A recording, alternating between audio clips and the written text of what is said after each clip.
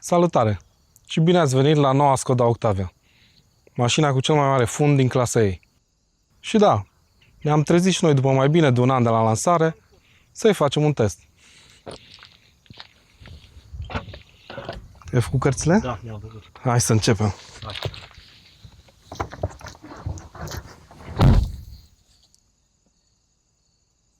O fi greu de parcat așa ceva, nu? Eu zic că nu e cazul să vă îngrijorați, pentru că asta este prima Skoda care se parchează singură. Haideți să vă fac o demonstrație. Ca să efectuăm o parcare automată, apăsăm butonul ăsta, alegem partea pe care vrem să parcăm prin semnalizare. Eu o să aleg dreapta și înaintăm până când în computerul de bord o să ne spună mașina că a găsit un loc suficient de mare pentru ea. Ok, înaintăm ușor. A găsit spațiu. Iar acum ne spune să dăm cu spatele. Ca să vă reamintesc, la o mașină cu cutia manuală, noi controlăm doar cutia de viteze și pedalele. Volanul, o să vedeți, se mișcă singur, da? Bun.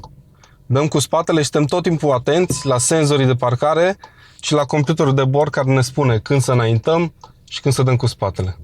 Haideți să începem acum.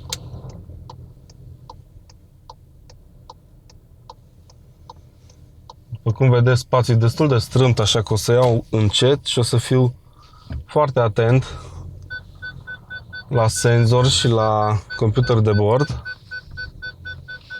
După cum auziți, deja piuie în draci. Ok, acum ne spune să înaintăm puțin. Înaintăm.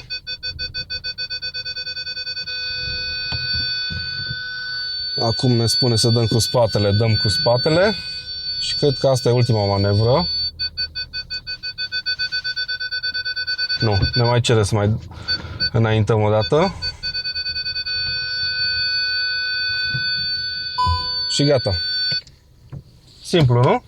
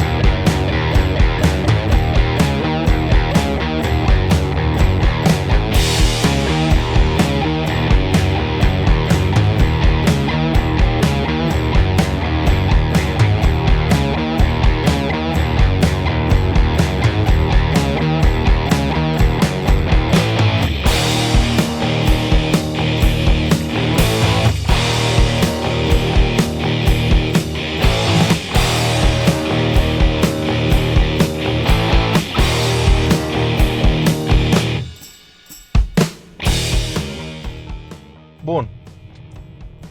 Deci avem 180 de cai putere, jante pe 18 cu talon de 40, deci foarte mic, suspensii sport cu arcuri mai scurte cu 15 mm și mai dure decât cele standard.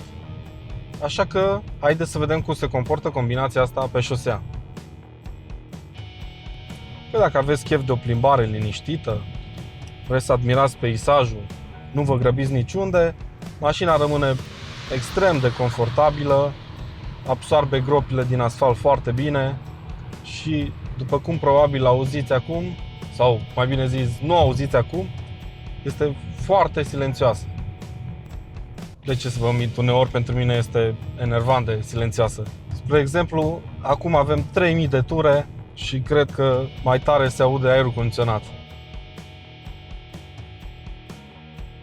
Pe de altă parte însă, dacă aveți chef de joacă, sunteți singuri în mașină, drumul este gol și cât de cât virajat, cum este ăsta pe care merg eu acum, atunci să știți că aveți de-a face cu o mașină foarte rapidă.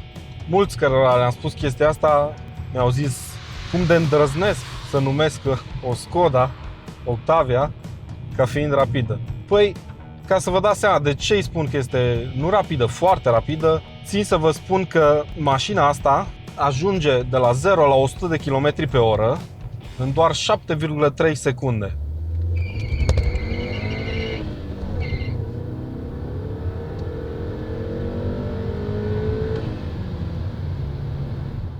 Și dacă nu vă spune foarte multe cifra asta, dați-mi voie să vă spun că un Golf 6 GTI, da? Un Golf 6 GTI ajunge în 7 secunde de la 0 la 100 la oră. Și ca să vă reamintesc, un Golf 6 GTI are 30 de cai putere în plus față de mașina asta și încă vreo 30 de Nm cuplu.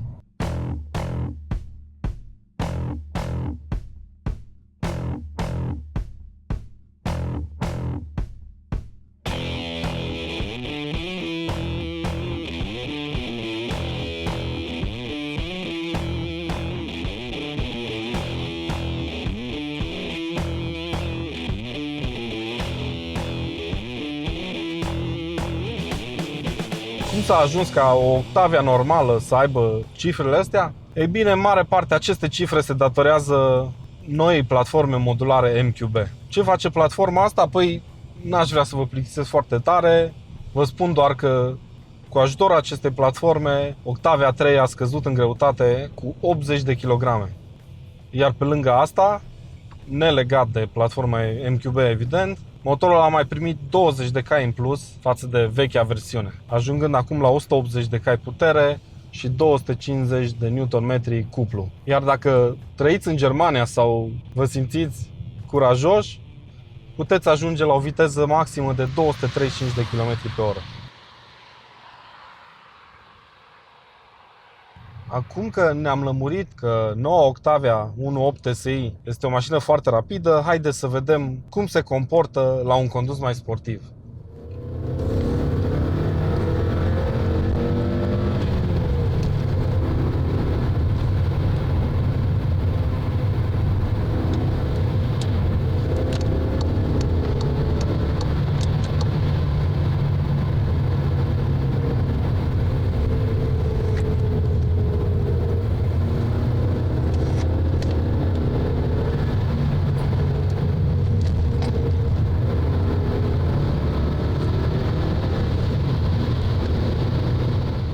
Încă din primele viraje îți dai seama că ai de-a face cu o suspensie inteligentă. De altfel, Octavia 1.8 TSI este singurul model din întreaga gamă care vine cu suspensie spate independentă.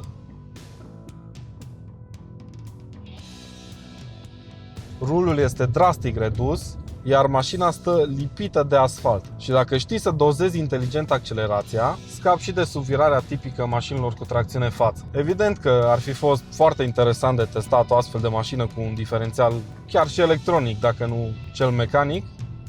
Însă chiar și așa, dacă vrei să te distrezi, o poți face, mașina îți dă încredere și este foarte ușor de condus. Cea mai mare surpriză din tot acest test pentru mine este direcția. este rapidă, este precisă, îți oferă feedback foarte bun, indiferent pe ce suprafață rulezi și îți dă încredere să plasezi mașina foarte bine pe șosea. Este pur și simplu excelentă. Iar dacă stăm să o comparăm cu direcția vechii generații de Octavia, ne dăm seama ce pas uriaș în față s-a făcut. Merită felicitați cei de la Skoda. Asta era un upgrade absolut necesar, atât din punct de vedere al siguranței, dar și al plăcerii de condus. Și pot să spun cu mâna pe inimă că asta este prima Skoda care poate satisface chiar și cei mai pretențioși șoferi. Chestii care nu-mi plac. 3 mari și late. Unul la mână ar fi vopseaua, sau mai bine zis lacul care protejează vopseaua, este foarte subțire. Așa că după puțin peste un an jumate de utilizare, fiecare panou de pe mașina mea se poate lăuda cu propria lui zgârietură. 2 la mână ar fi suspensia.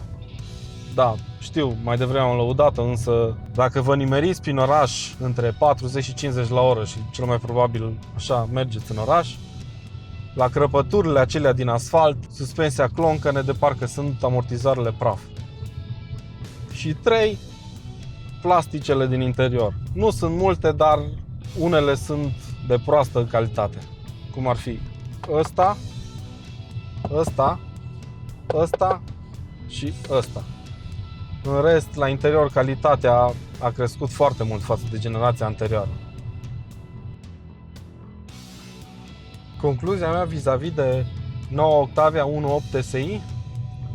Păi dacă sunteți în căutarea unei mașini de familie mare și confortabilă, dar în același timp o mașină care să vă ofere și acel plus de sportivitate, atunci la puțin peste 22.000 de euro cât costă această combinație, e foarte puțin probabil să găsiți un rival.